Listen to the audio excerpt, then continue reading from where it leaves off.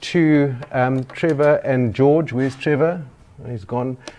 For getting involved in Makana Revive instead of the individualist movement and all the good work that you were doing whilst I was busy with this. Secondly, to myself for going against the principles that I read about in Harry S. Brown's book, How I Found Freedom in an Unfree World, which cautioned against any form of participation in collectivism and community efforts, and believed that they were futile. Part of that I agree with, the other part was quite exciting. And lastly, to my family, there's Lorraine, for the many nights that I came home late and frustrated and no doubt screamed and shouted at them when I should have been doing that to the municipality.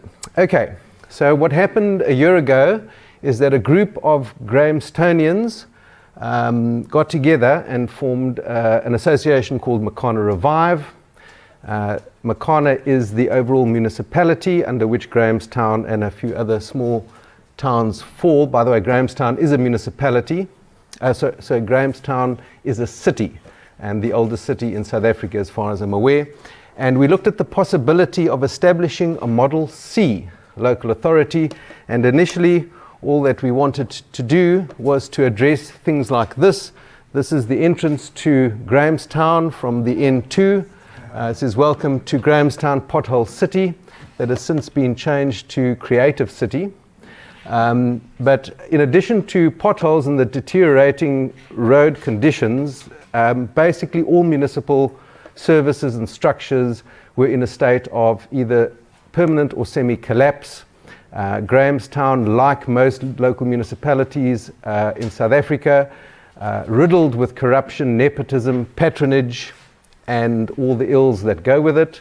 And we decided that we needed to meet this head on and try and raise funds to at least address a few simple things. And the first things we addressed were meetings with stakeholders to find out if there was support. And there was lots of armchair activist support, not so much on the ground. We had to deal with this issue of what I call the 60-35, 5%. What happens is internationally, there's usually a 1/3, 1/3, 1/3 mix in municipal operating income spent on salaries and wages, 1/3.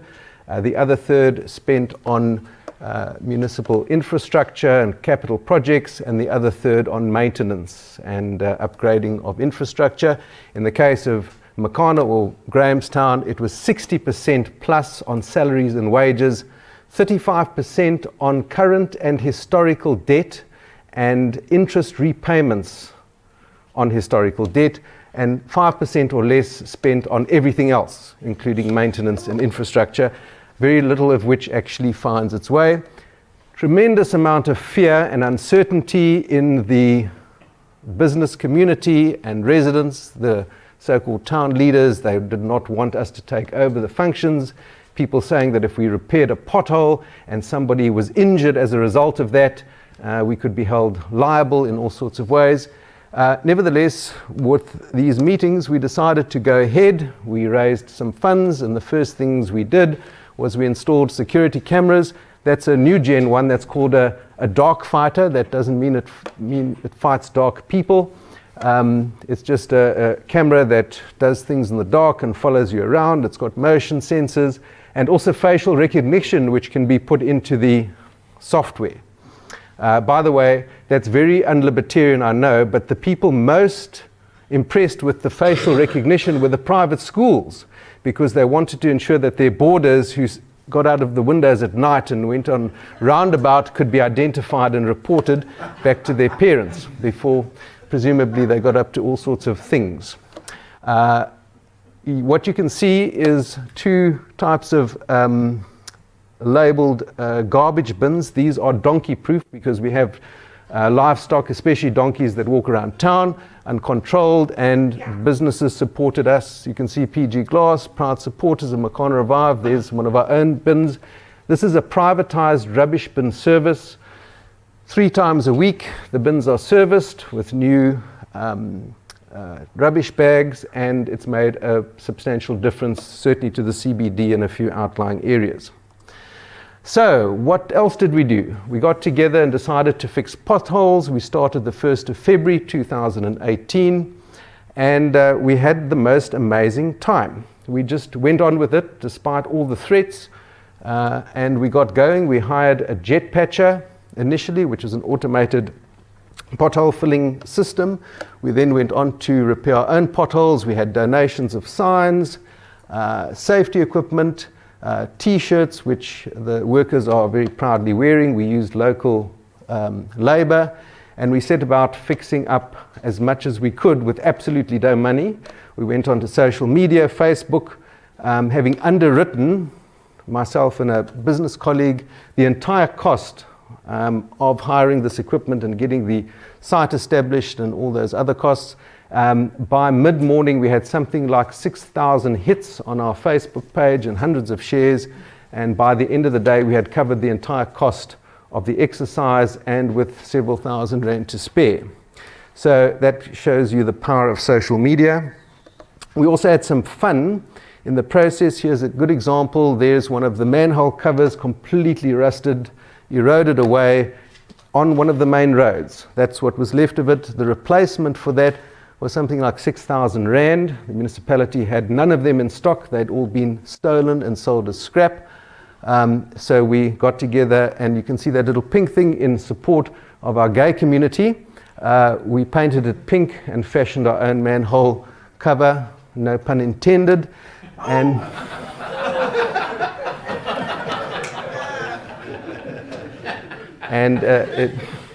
it is still there to this day.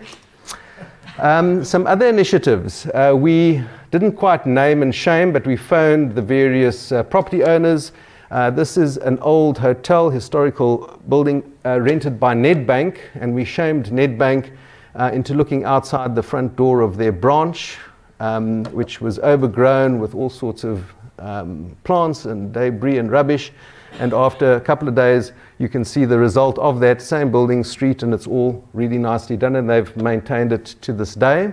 Up on the right-hand corner is a property owner who took a historical building and has renovated it and now wants to paint the walls on the left and right. So there have been really some great examples of property owners actually taking an interest in the town and seeing that there is value in maintaining their own properties.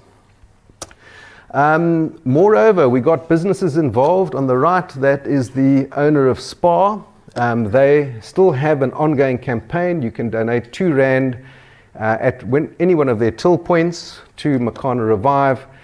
In the first the first month of operation, they raised something like 6,000 rand, which they then matched.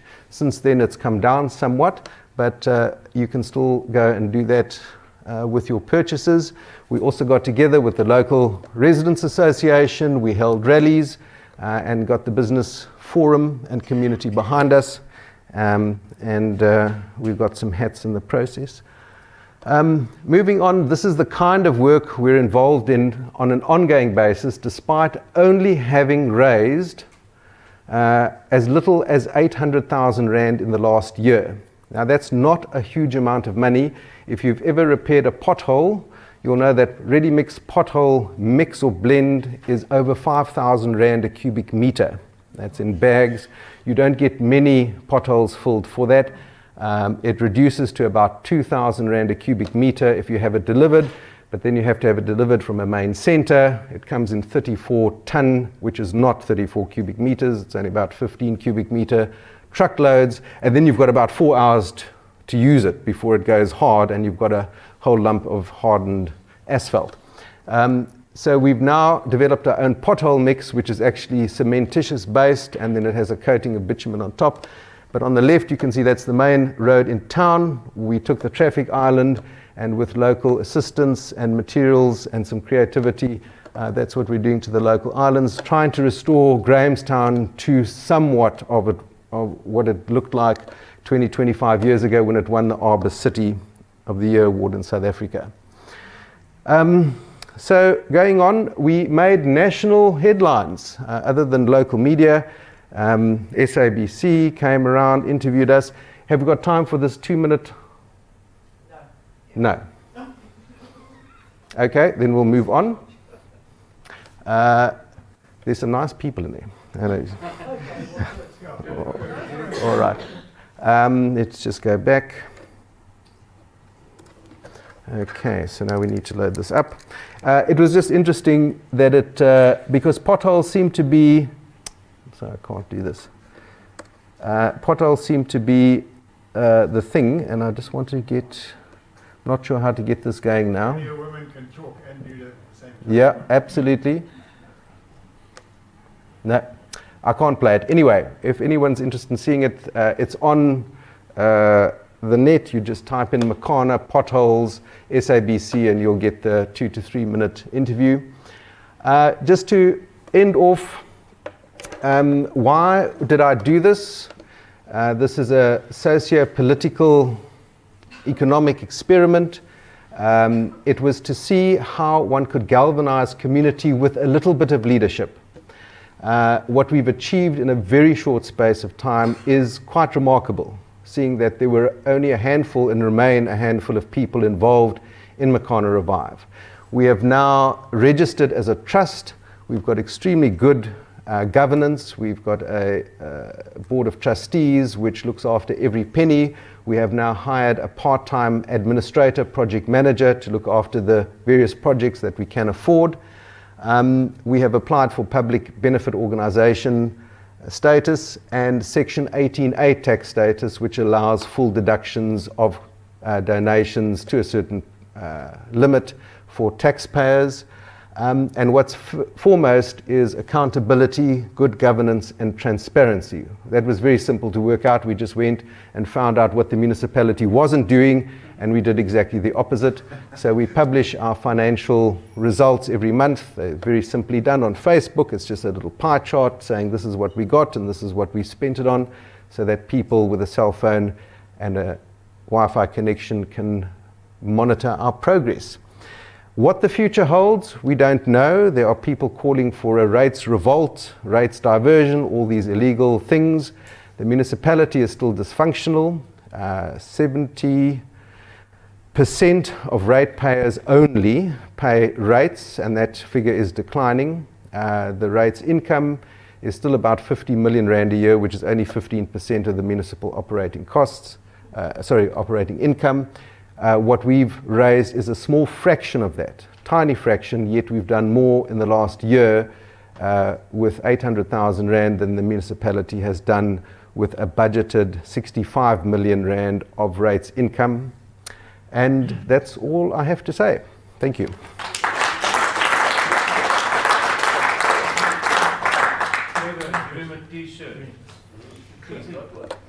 Okay. One or two questions while we change over speakers. I think I'm the only one who's hand up. Are you aware of Dorp and Drummer? Have you become involved with them at all? A countrywide organisation? No. You're not? Just go onto the internet. Dorp and Drummer has done exactly what you've done in Jeffreys Bay. It's done it in about 20 or 30 municipalities. So what is this organisation called? Dorp. It's an Afrikaans small town. Okay. Van Drummer of Okay. Rees. Dorp van Drummer. Okay. So I thought that was his name. We had a presentation on it at the 2014 conference. I remember that you said. Okay. Thank you. Town of Dreams. Thanks, Trevor. Yes, we'll look that up. Colin. You mentioned that your tool is to use a little bit of leadership. How practically do you organize, for example, a pothole fixing campaign? It's hard work. It's absolute hands-on, because, as I said, you are surrounded by armchair activists.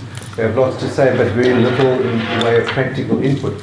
So it literally means getting up out of bed early in the morning, fetching people or organizing work crews or people to do the work, being involved, managing actively. They'll run out of something, they'll need a wheelbarrow, and through Facebook, usually you can get community members to come in and assist whilst it's happening. Has it changed the attitude of the municipality at all? Have they improved their service? No. Not at all. Regrettably, no. Regrettably, no. We've adopted the attitude similar to, I'm not sure if it was Howard Rourke, who said to whoever the editor was, when the municipal manager asked, well, what do you think of us? My response was, well, we don't think of you. And that seems to be the best way to go about it. We just go ahead, and we don't even get permission for the stuff we do. We just do it. I just wondered if you might have shamed them into action, but obviously not. My rather cynical view is that they use, they actually hold their bad service delivery as almost as a badge of honor.